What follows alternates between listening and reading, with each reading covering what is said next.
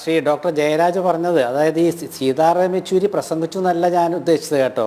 അതായത് ദേശീയ തലത്തിൽ കോൺഗ്രസ് ഇല്ലാതെ ഒരു ഇടതുപക്ഷ ചേരിയാണെങ്കിലും അതുപോലെ പുരോഗമന ചേരിയാണെങ്കിലും ഇല്ല എന്ന് പ്രായോഗിക രാഷ്ട്രീയത്തിലൂടെ കാണിച്ചു കൊടുത്ത ഒരാളാണ് യെച്ചൂരി. ആ നിലയ്ക്ക് എടുത്താൽ മതി, അല്ലാതെ പ്രസംഗിച്ചു എന്നുള്ളതല്ല എൻ്റെ അർത്ഥം. കാരണം കോൺഗ്രസിനോട് ഇതുപോലെ ഒട്ടുനിന്ന, കോൺഗ്രസിനോട് ഇതുപോലെ സൗഹാർദ്ദം കാണിച്ച CPM-ൻ്റെ ജനറൽ സെക്രട്ടറി ഹർകിഷൻ സിംഗ് സൂർജിത്തിന് ശേഷം യെച്ചൂരി ആയിരുന്നു എന്ന കാര്യത്തിൽ സംശയമില്ല.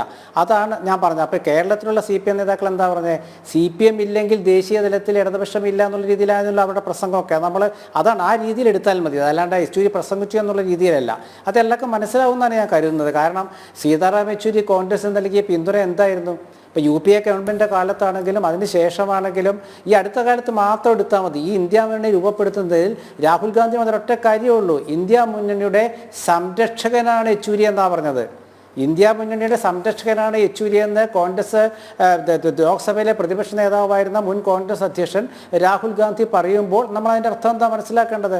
അപ്പോൾ ആ രീതിയിൽ എടുക്കാവൂ, അല്ലാണ്ട് ഞാനത് തെറ്റിദ്ധരിപ്പിച്ച് പറഞ്ഞതല്ല എന്ന് തിരുത്തിയാണ്. പിന്നെ മറ്റൊരു കാര്യം, ശ്രീ നമ്പ്യാർ, കേരളത്തിൽ നിന്നൊരാൾ ജനറൽ സെക്രട്ടറി ആവാൻ നമ്മുടെ മുഖ്യമന്ത്രിക്ക് താല്പര്യം ഉണ്ടാവുമെന്ന് ഞാൻ കരുതുന്നില്ല. കാരണം എന്താണെന്ന് വെച്ചാൽ അദ്ദേഹത്തിൻ്റെ ഇപ്പോഴത്തെ ആ ഒരു അദ്ദേഹത്തിൻ്റെ പൊസിഷൻ പാർട്ടിയിൽ വളരെ വലുതാണ്. അപ്പോൾ കേരളത്തിൽ നിന്നും ഒരാൾ ജനറൽ സെക്രട്ടറി ആയി വരുന്നതിനോട് അദ്ദേഹം എത്രമാത്രം മനസ്സുകൊണ്ട് ഇഷ്ടപ്പെടുമെന്ന് ഞാൻ കരുതുന്നില്ല. തൽക്കാലം ആരെങ്കിലും ഒരു മറ്റ് സംസ്ഥാനക്കാരനെ പിടിച്ച് ഒരു താൽക്കാലിക ചുമതല ഏൽപ്പിച്ച് അങ്ങനെ പോകാനാണ് സാധ്യത ഞാൻ കരുതുന്നത്.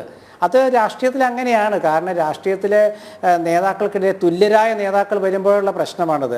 ആരാണ് തുല്യരിൽ ഒന്നാമതെന്നൊരു തർക്കം വരും. ആ ഒരു തർക്കം വന്നാൽ ബുദ്ധിമുട്ടാണ്. കോൺഗ്രസ്സിൽ ആ തർക്കം വന്നാൽ അത് വേറെ രീതി പരിഹരിക്കും. പക്ഷേ CPM-ലെ തർക്കം വന്നാൽ വലിയ ബുദ്ധിമുട്ടുള്ള കാര്യമാണ് അത്.